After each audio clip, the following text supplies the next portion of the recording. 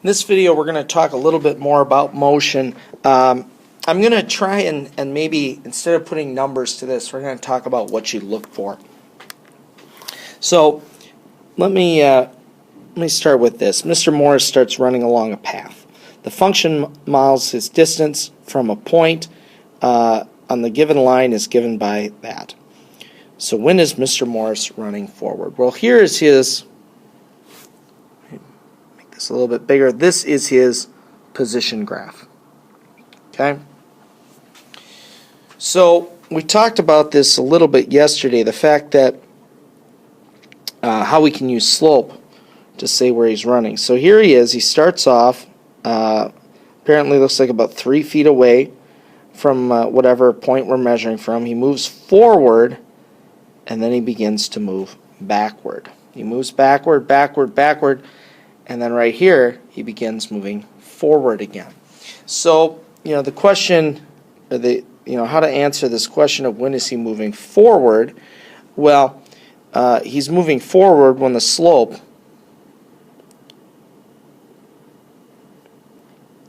is positive. And of course, he's moving backwards when the slope is negative. I'm not going to write that just in the interest of time and space.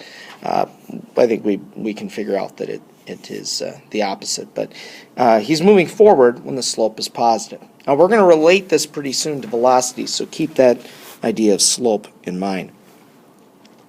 Now, displacement during the first 6 seconds. Okay, that's the question. So again, let's go back to position. You can see he started at a position of 3.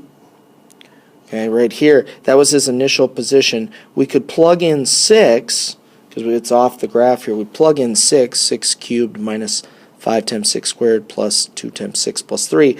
That would give us his final position. Let me slide this over and write that down. So we could do f of 6 to figure out where he ended up, f of 0, which we know is where he started. We'd find the difference. That would give us the displacement. Remember, displacement is just how far are you from where you started. So when I actually plug that in, I get 51 is his ending position. He started at 3, so he moved, his displacement was 48. Okay. Next, what is the equation that models Mr. Morris's velocity? Well, we've talked about the fact that velocity is simply the derivative of position. So f prime of t is going to give us velocity. So 3t squared minus 10t plus 2. Okay, so what is his velocity at time 4? Well, we just plug 4 in. F prime of 4. If we did that, we plug 4 into our derivative, 3 times 4 squared minus 10 times 4 plus 2. We're going to get an answer of 10. Next question is, what is his speed? Well, that's also 10. Velocity and speed would be the same as long as velocity is positive. Remember, speed is the absolute value of velocity. But since this was already positive 10, the speed would be the same. Okay. Now, I just wanted to focus now on speeding up and slowing down a little bit. Speeding up and slowing down, we use acceleration in our day-to-day conversations incorrectly. Because we don't talk about velocity in our day-to-day conversations, we talk about speed. So I want to kind of point you away from using the acceleration too much with speed to begin with. Let me pull in the velocity graph. Okay, this is Mr. Morris's velocity graph right here. And let's start with this.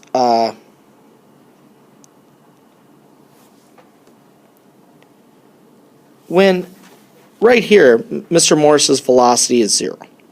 Right here, it's negative 6 point something. So he's moving backwards because it's a negative velocity. Remember, velocity gives us a directional component. Positive means he's moving forward. Negative means he's moving backward. He's moving backwards, but he obviously had to speed up. He had to speed up from here to here in order to get from going 0 as a velocity to negative 6 point something. And then he was at negative 6 point something and then ends up back at 0. So here he must have slowed down. So using a velocity graph, how you know if Mr. Morse is speeding up is the velocity graph is moving away from 0. So anytime you're moving away from 0 in your velocity graph, you're speeding up. And anytime you're moving towards, you must be slowing down, because here you're approaching a velocity of 0. Here you're approaching a velocity of 0. Here you're increasing your velocity. So anytime velocity is moving away from 0, you're speeding up. Slowing down, of course, would be the opposite. You're moving to 0. Okay?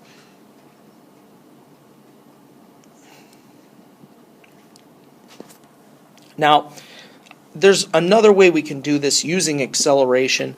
Let's break this into some just little chunks of graph.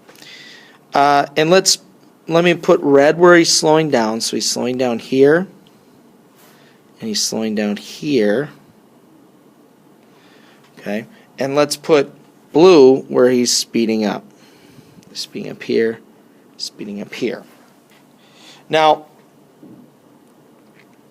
you'll notice that here, velocity, because this is the velocity graph, velocity is greater than 0 because it's above the axis.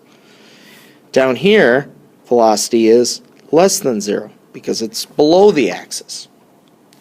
Let me fill in the other velocities. Right here, the velocity is less than 0, it's below the axis. Here, velocity is greater than 0, it's above the axis. Now I want to analyze the slope. Okay? Here the slope of this graph is negative, it's decreasing. Okay? The function's decreasing, so the slope is negative. Well, that means the derivative is negative, and the derivative of velocity is acceleration. So a negative slope means acceleration. Negative slope means acceleration must be negative. Okay? Well, that continues over here. We still have a negative slope, so we still have a negative acceleration. Over here, the slope is positive. The slope of velocity is positive, so acceleration must be positive. And up here, the slope is positive, so acceleration must be positive. Now, if you look at the pattern here, what you see, another way to do speeding up and slowing down, okay, let me just put speeding up like this down here. If both acceleration and velocity have the same sign,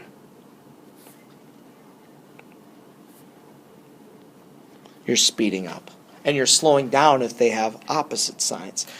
This is a great shortcut on the AP exam. You know, if it gave you a velocity function and said, is it speeding up or slowing down at 4? And you didn't have a graph, you didn't have a calculator, you could just plug 4 into velocity, plug 4 into acceleration, and if they have the same sign, it's speeding up, and if they don't have the same sign, it's slowing down. It's a way to not need to use the graph. Okay? Finally, the equation that models Mr. Morse's acceleration, well, that would be the second derivative. So just remember the first derivative we did for velocity was 3t squared minus 10t plus 2. So the second derivative would be acceleration, and that would be 6t minus 10. If we plugged in 2 to get the acceleration, we get an acceleration of 2. Okay. Now, using a graph, a velocity graph, how do we know? And I'm sorry, my graph is just a little bit off. You know, we're going to round. We're going to say it's 3 here, it's 4 here, it's 7 there, it's 9, and so on. When does Mr. Anderjon change direction? I'm just going to focus on the first time he changes direction, and that is at time 3. How do I know that? Because velocity changed signs. Okay. Now, let's just remind ourselves, velocity, remember, has a directional component. So positive velocity means you're moving forward, negative velocity means you're moving backward. So right here, Mr. Anderjon changed from moving forward to backward. When is Mr. Anderjon traveling to the right? Well, the right is also the same as forward, so it's anytime the velocity is positive. So from 0 to 3,